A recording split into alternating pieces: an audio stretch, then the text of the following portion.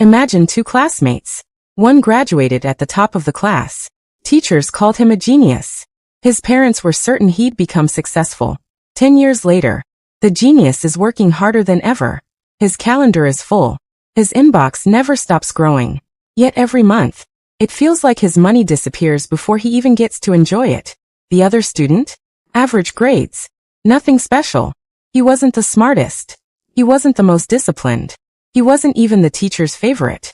But 10 years later, he owns 3 businesses. His investments earn money while he sleeps. He works fewer hours, yet somehow has more freedom. So what happened? Did the genius suddenly become lazy? Did the average student get lucky? Well, not exactly. The real difference is something schools rarely teach. It's what I call the intelligence trap. And once you see it, you'll start noticing it everywhere. Most of us grow up believing one simple equation. Be smart. Work hard. Success will follow. And for the first 20 years of life, that equation actually works. Study hard. Pass exams. Get good grades. Earn praise. Your brain learns something dangerous. It learns that the person with the right answers wins. But then adulthood begins. And suddenly, the game changes. The people making the most money aren't always the ones with the highest IQ. They're often the people solving the biggest problems.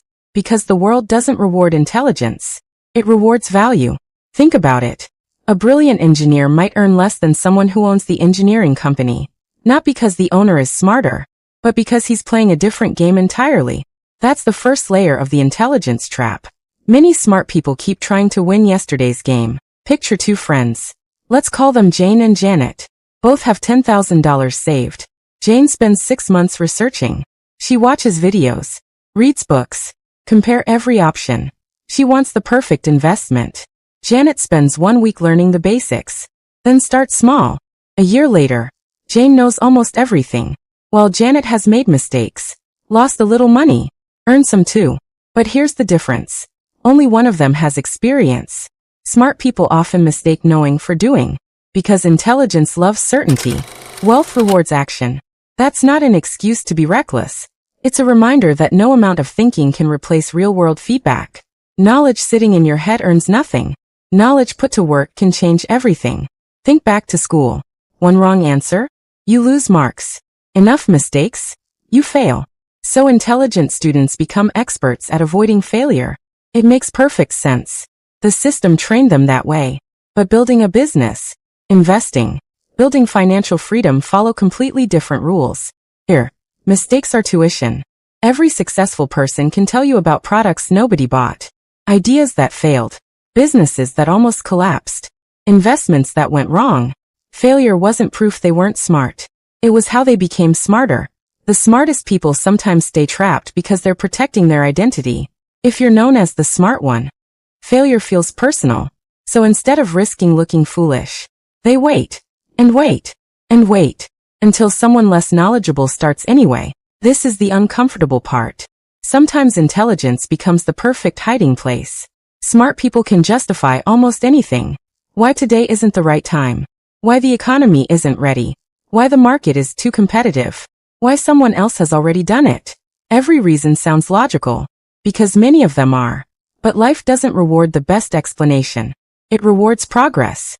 Meanwhile, someone with half the knowledge, but twice the willingness to act, keeps moving ahead. Not because they're smarter, but because momentum compounds. Just like money does. Here's something surprising. Building wealth isn't primarily an intelligence problem. It's a behavioral problem. Can you delay gratification? Can you keep investing when results are invisible? Can you stay calm when everyone else is panicking? Can you continue after making a mistake? These aren't IQ skills. They're emotional skills. And that's why you'll often meet incredibly intelligent people living financially stressful lives, while someone who simply mastered consistent behavior quietly builds wealth year after year. The biggest advantage isn't being the smartest person in the room. It's building habits that keep working long after motivation disappears. That's why intelligence alone isn't enough. Without the right behaviors, it becomes trapped potential. So what should you do? First, don't confuse learning with building. Books are valuable. Courses are valuable. But they only matter when they change what you do. Second, make small decisions faster. You don't need perfect certainty. You need enough information to take the next step. Third, whenever possible, move from earning to owning. Skills pay today's bills. Ownership builds tomorrow's freedom. And finally, measure your life by the quality of your decisions, not the size of your IQ. Because years from now, nobody will ask how many books you read or how many certificates hang on your wall. They'll see the life your decisions created. The greatest financial mistake smart people make is believing that intelligence is the destination. It's not. It's only a tool. And like every tool, it only becomes valuable when you use it to build something that lasts. Because smart people solve problems, but wealthy people solve problems by creating ownership. And that changes everything.